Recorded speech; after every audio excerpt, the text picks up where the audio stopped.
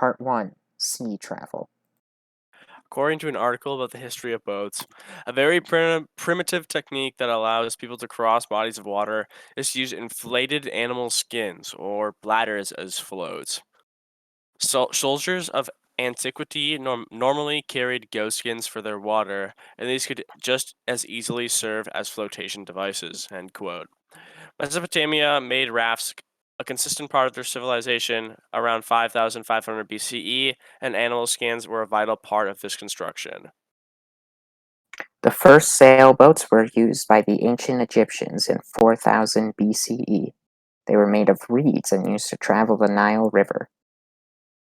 As the need for trade increased and the need to carry more stuff to do the job also increased, in the 2nd century in China, the junk was created for exactly that purpose: exploration and trade. Around the time of the American Revolution, clippers ships reached peak popularity. These were ships with 3 masts capable of carrying far more than the Chinese junks. But at 250 miles per day, they were also much faster than the junks' 100. Battleships were ironclad ships of war popularized during World War I. During this time, they were the deciding factor for all battles at sea. However, all of that changed with the invention of the German U boat, a submarine capable of remaining and attacking from under the water. The first U boat was created in 1935 in Nazi Germany, and its primary use was for blocking trade and sinking ships. In comparison to the Chinese junk, the U boat blocked trade while the junk was created to enhance it. Do you see any enemies out there? No, I think we're all safe. Good. I sure do hope no Germans rewrite the rules for all sea battle. Part 2 Land Travel. Humans experimented with a lot of early forms of transportation, but none of them sticked as hard as the horse. Horses and donkeys proved to be a versatile and effective medium of transportation.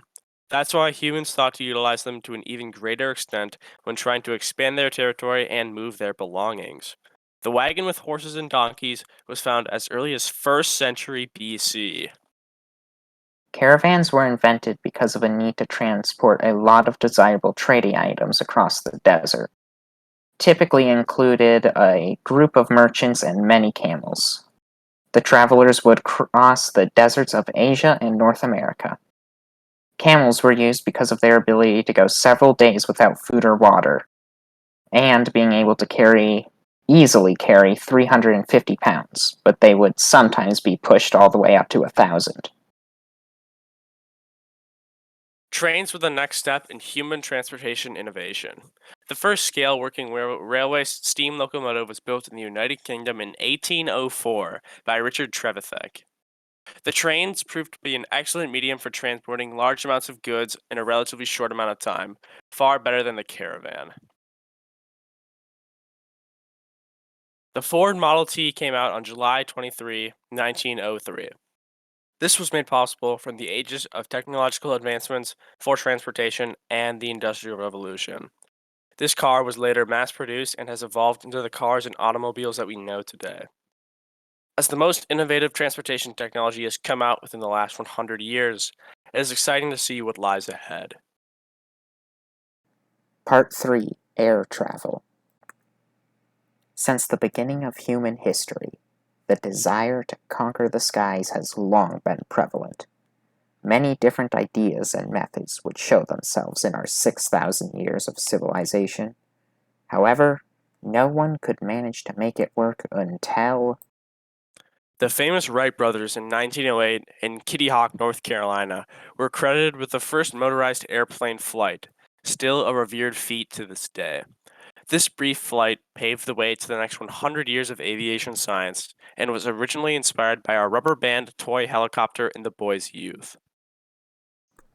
However, the invention of the aircraft signified a turning point in how wars would be fought. On August 6, 1945, an American B-29 bomber dropped the world's first atomic bomb on the Japanese city of Hiroshima. immediately killing an estimated 80,000 people.